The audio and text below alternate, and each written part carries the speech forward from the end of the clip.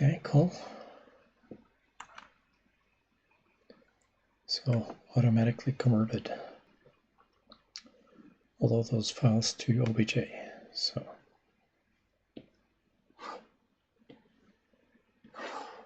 running this command and command.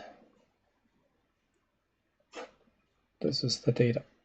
It takes all the files in this directory, converts to OBJ. Import format is FBX.